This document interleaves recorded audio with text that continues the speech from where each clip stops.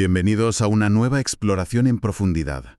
Hoy nos metemos de lleno en un momento que lo cambió todo, el nacimiento de la empresa industrial moderna, allá por los siglos XVIII y XIX, ¿no?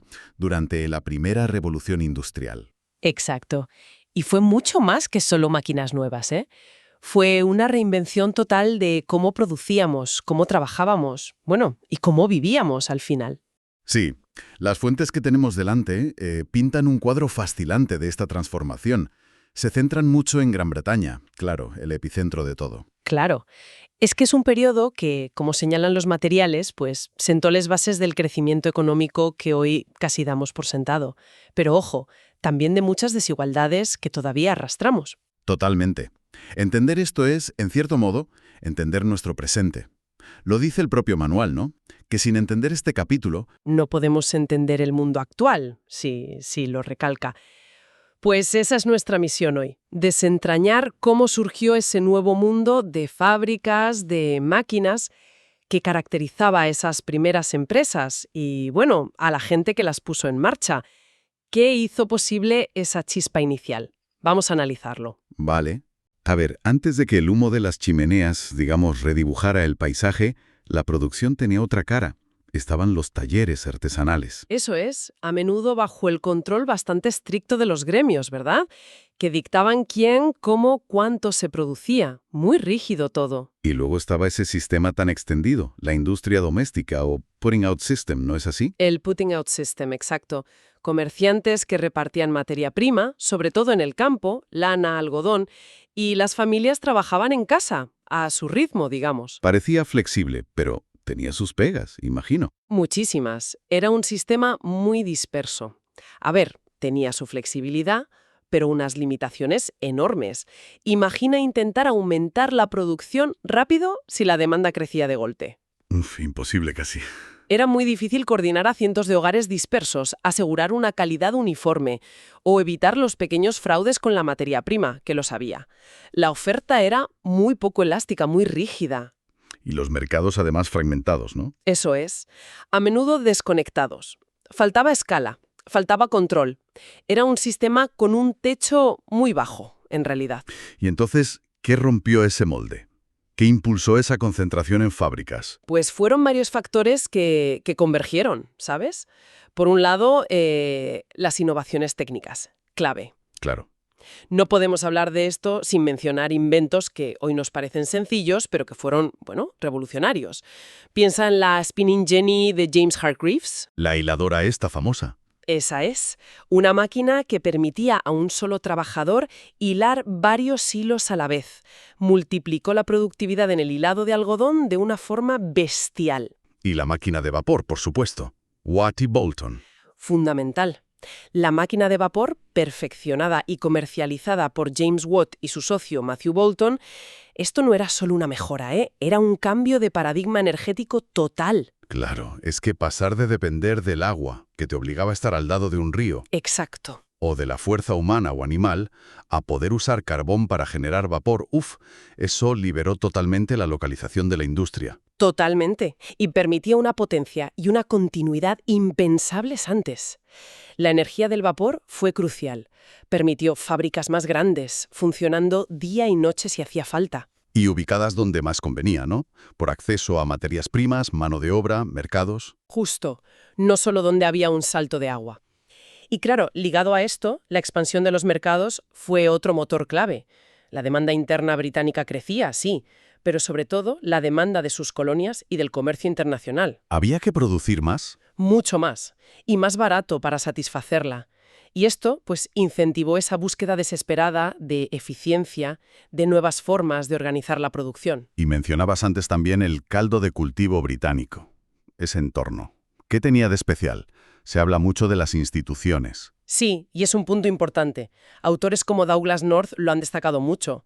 Comparado con otros países europeos, Gran Bretaña tenía un marco que en general pues favorecía más la iniciativa privada, la innovación. ¿En qué sentido? Pues mira, los derechos de propiedad, por ejemplo, estaban relativamente más asegurados.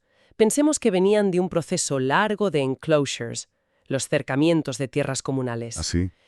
que bueno, socialmente fue muy duro, pero reforzó la propiedad privada agraria. Y de paso liberó mano de obra para otras cosas. Y los gremios tenían menos poder que en el continente, ¿no? Mucho menos. Eso reducía las barreras de entrada para nuevos productores o nuevas ideas. Había una mayor movilidad social, al menos en teoría. Y una cultura que valoraba quizás un poco más el pragmatismo, la experimentación, el conocimiento útil, como subraya Joel Mokyr. Incluso ideas como la responsabilidad limitada empezaban a flotar en el ambiente, ¿no? Aunque luego tardó en generalizarse por aquella ley, la Bubble Act. Mares del Sur restringió durante muchísimo tiempo la creación fácil de sociedades por acciones con responsabilidad limitada. O sea que la financiación tuvo que buscar otros caminos al principio. Sí, en esta primera fase sí. Pero el concepto, la idea de separar el patrimonio personal del empresarial, ya estaba ahí, latente. Era un entorno en suma más propicio para que alguien con una idea y algo de capital se arriesgara, y así llegamos al corazón de la transformación, el Factory System, el sistema de fábrica. Aquí es donde la cosa se pone realmente interesante, ¿verdad? Absolutamente. Porque no es solo poner máquinas en un edificio, es una nueva forma de organizar la vida y, sobre todo, el trabajo. Es la concentración de trabajadores y máquinas bajo un mismo techo y una misma disciplina, ¿no? Eso es clave. Crucialmente, bajo una misma disciplina, la mecanización ya no afecta solo a una tarea aislada, sino que empieza a articular todo el proceso productivo. Piensa en la división del trabajo que describió Adam Smith. Claro, el ejemplo de los alfileres. Pues eso, aplicado ahora de forma sistemática y mucho más intensa dentro de los muros de la fábrica. Cada obrero, una pieza en un engranaje mayor, haciendo tareas muy específicas y repetitivas. Podemos casi oír el ruido, ¿no? El ruido ensordecedor de los telares en Manchester. Sentir el ritmo impuesto, ya no por el sol o las estaciones, sino por el silbato de la fábrica y la tiranía del reloj. Totalmente. Lugares como New Lanark en Escocia, aunque tuvieran un componente un poco utópico, eran también ejemplos de esta nueva organización total de la vida en torno a la fábrica. Y el impacto económico. Brutal, imagino. Brutal. Aquí se produce el gran salto del que hablábamos.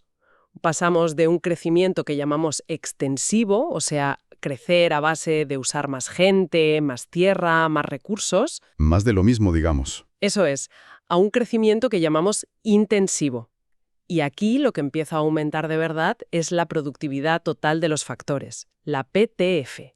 Es decir, con los mismos recursos o incluso con menos, se produce más. La eficiencia se dispara. Y esa es la clave del crecimiento económico moderno sostenido, ¿no? Esa es la clave, ahí empieza todo. Pero claro, gestionar esa nueva escala, esa inversión en máquinas, en edificios, esa multitud de trabajadores, debió plantear unos desafíos enormes, nada que ver con el taller artesanal o el putting out. Exacto. Ahí surge con fuerza la figura del empresario industrial moderno.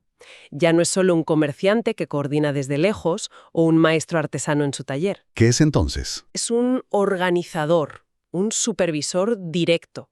Alguien que tiene que controlar todo el proceso para asegurar la calidad, evitar el desperdicio o el fraude, que eran problemas serios en el trabajo a domicilio sin vigilancia, y muy importante, estandarizar el producto final. La complejidad de la gestión aumenta exponencialmente. Y eso nos lleva directamente a la transformación laboral. Porque esto no solo creó riqueza, ¿verdad? También creó una nueva clase social y unas condiciones de trabajo radicalmente diferentes. Sin duda, aquí nace el proletariado industrial. Masas de personas que ya no poseen sus medios de producción, como el artesano o el campesino, sino que venden su fuerza de trabajo a cambio de un salario. Y se impone una disciplina laboral, durísima. Desconocida hasta entonces. Horarios fijos, larguísimas jornadas de 12, 14, a veces más horas, un trabajo repetitivo, monótono, peligroso muchas veces y bajo una supervisión constante. El ejemplo que citan las fuentes de Joshua Wedgwood, introduciendo uno de los primeros relojes de fichar en su fábrica de Etruria, es muy simbólico, ¿no? Muchísimo.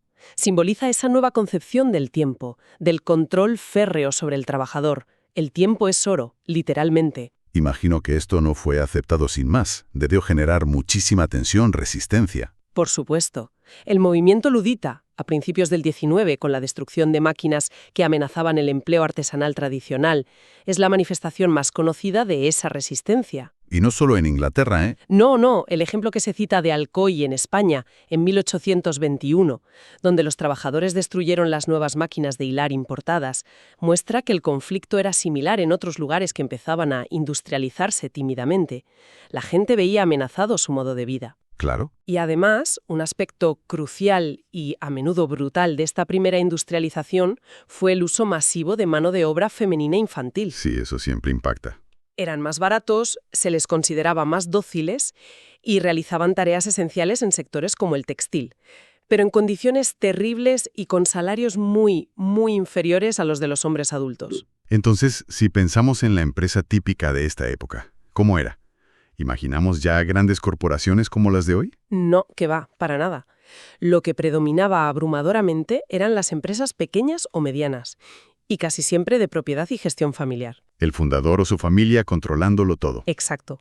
Las grandes sociedades anónimas eran la gran excepción en la industria manufacturera. Estaban más presentes quizás en el comercio colonial, las finanzas, grandes infraestructuras, pero no en la fábrica textil o metalúrgica típica. Y estas nuevas fábricas convivían con lo antiguo, ¿no? Sí. Convivían con los talleres artesanales de siempre y también con el trabajo a domicilio, el putting out, que muchas veces era subcontratado por las propias fábricas para tareas específicas que no compensaban mecanizar o centralizar todavía. Era un paisaje industrial bastante mixto, en realidad. ¿Y quiénes eran esos pioneros? Esos primeros empresarios industriales. ¿Salieron de la nada? ¿Eran genios inventores hechos a sí mismos desde abajo? Bueno, la imagen romántica es esa, pero los datos sugieren más bien continuidad.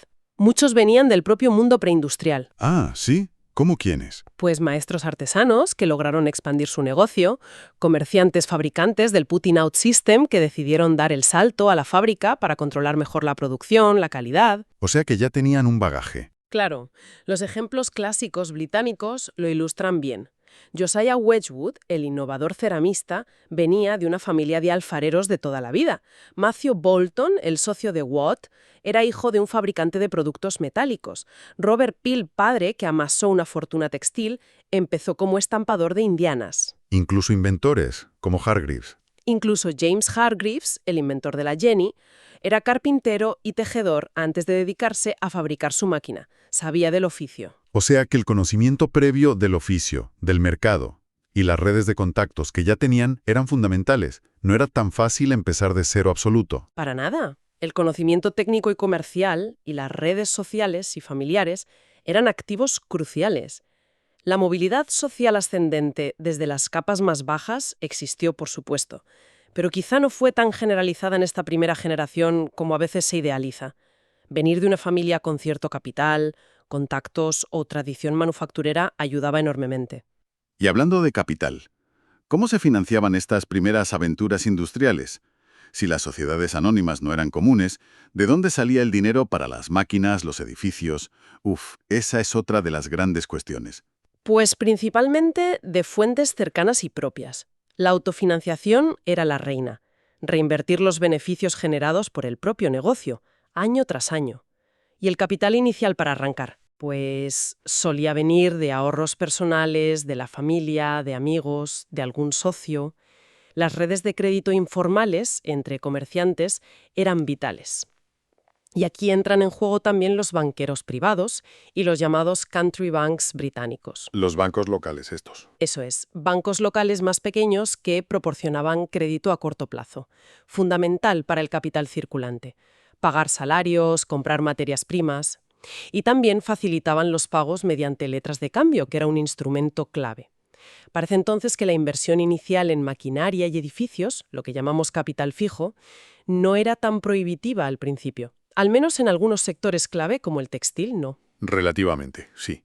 Una spinning jenny o unos pocos telares mecánicos era una inversión asumible para un comerciante o artesano próspero. Obviamente una máquina de vapor o montar una fundición ya era otra escala, ¿eh? Claro, pero sí, en muchos casos ese capital fijo inicial se podía cubrir con beneficios acumulados o préstamos de esas redes cercanas. El recurso a los bancos por acciones más grandes o a las bolsas de valores para financiar directamente la industria fue muy limitado en esta primera fase. Las bolsas estaban para otras cosas. Sí, se centraban más en la deuda pública o un poco más tarde en grandes proyectos de infraestructuras, como canales y sobre todo el ferrocarril. Ahí sí que movieron capital. Y el carácter familiar de la mayoría de las empresas ayudaba a esta estrategia de reinvertir beneficios, supongo.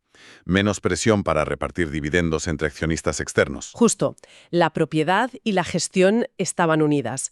El objetivo era hacer crecer el negocio familiar, no maximizar el dividendo a corto plazo. Y la gestión, imagino, también sería más sencilla al principio. Vigilar el cumplimiento y los problemas de agencia. Problemas de agencia. Sí, el asegurarse de que los gestores actúan en interés de los propietarios. Algo fácil si eran la misma persona o familia, ¿entiendes?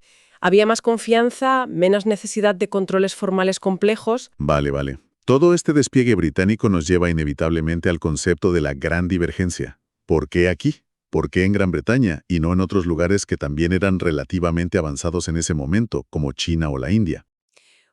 Es la pregunta del millón en historia económica, sin duda. Y la respuesta, como casi siempre, parece estar en una combinación única de factores que se dieron allí y no en otros sitios. ¿Factores como cuáles? Pues ya hemos mencionado algunos. Las instituciones que, incentivaban la innovación y protegían la propiedad de forma razonable. Tenían un sistema de patentes incipiente que algo ayudaría. La geografía también jugó un papel importante. El carbón, ¿no? El carbón, abundante y fácil de extraer cerca de los centros industriales. Eso fue clave para la energía barata. Y luego está el argumento de los costes relativos de los factores, que ha popularizado Robert Allen. ¿Qué dice Allen? Básicamente que los salarios en Gran Bretaña eran relativamente altos comparados con el coste de la energía, el carbón barato, y el capital. Y esto incentivó a los empresarios a buscar y adoptar tecnologías que ahorraran mano de obra cara. Claro, algo que no era tan prioritario en lugares con mano de obra muy barata, como China o India. Exacto. Allí no compensaba tanto invertir en máquinas si tenías trabajadores muy baratos. Además, Gran Bretaña tenía un mercado interno bastante integrado y sobre todo el acceso privilegiado a un vasto mercado colonial, que proporcionaba materias primas y demandaba manufacturas. Fue como una tormenta perfecta, en cierto modo. Sí, una confluencia de factores tecnológicos, institucionales, geográficos, económicos, difícil de replicar exactamente en otro lugar en ese momento. Y el legado de todo esto, es inmenso y llega hasta hoy. Totalmente. Aquí arranca de verdad el crecimiento económico moderno autosostenido, capaz de mejorar los niveles de vida a largo plazo, aunque, como bien sabemos, de forma muy desigual en el planeta. Las raíces de la división económica global actual, de las brechas tecnológicas entre países, están aquí, ¿no? Están aquí, sin duda. También inauguramos nuestra profunda dependencia de los combustibles fósiles, que hoy es un problema gigantesco. Y pusimos en marcha cambios demográficos brutales. La transición demográfica, con la caída de la mortalidad primero y de la natalidad después. Y la urbanización masiva. Una urbanización masiva y acelerada que transformó la sociedad para siempre. Ciudades que crecían descontroladamente. Y este modelo de empresa que hemos descrito, familiar, con gestión directa, financiación cercana, estaba a punto de evolucionar muy rápido otra vez, ¿no? El siguiente gran salto ya se estaba gestando. Efectivamente. Lo que hemos descrito es la empresa típica de la primera revolución industrial. Pero ya en la década de 1830, la llegada del ferrocarril lo cambiaría todo de nuevo. El ferrocarril fue otro mundo. Otro mundo.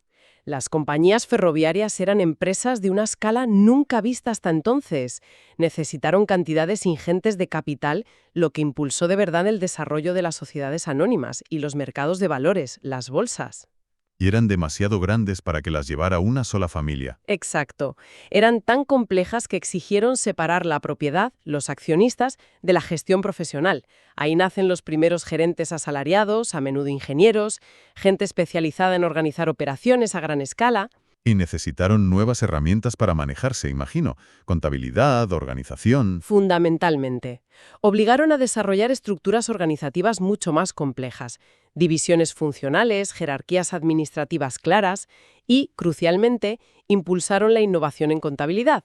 Nació la contabilidad de costes o analítica. ¿Para qué servía? Era imprescindible para calcular costes unitarios, tomar decisiones sobre precios, gestionar inventarios enormes, evaluar la rentabilidad de líneas, de operaciones. Sin eso, era imposible gestionar esa complejidad. Y eso es el embrión de la gran empresa moderna. Exacto. Es el embrión de la gran empresa gerencial moderna, la que Alfred Chandler llamó la mano visible de la coordinación administrativa, la que dominaría la segunda revolución industrial. Pero bueno, esa ya es otra historia, ¿verdad? Sí, esa da para otra charla. Pero queda claro entonces que la primera revolución industrial fue una transformación total. No solo máquinas, sino una nueva forma de organizar la producción, el trabajo, la financiación, la gestión. Creó la empresa moderna y redibujó el mapa económico y social del mundo. Totalmente. Las ondas de choque de ese Big Bang industrial, por llamarlo así, aún nos alcanzan hoy. Sin duda, y quizás una reflexión final interesante volviendo a esa gran divergencia. Vimos que el despegue británico fue fruto de una interacción muy compleja de tecnología, instituciones, recursos, mercados, incluso salarios relativos, una receta muy particular. Sí. Pues, si esa fue la receta del éxito inicial, ¿qué nos dice sobre las dificultades que otras regiones han tenido y siguen teniendo para industrializarse y alcanzar un desarrollo sostenido? Es una buena pregunta para terminar. Claro. Pensar en qué ingredientes faltaron o fallaron en otros lugares, o qué combinaciones diferentes se dieron, sigue siendo fundamental para entender los desafíos del desarrollo hoy en día. Es una lección de historia con una vigencia sorprendente.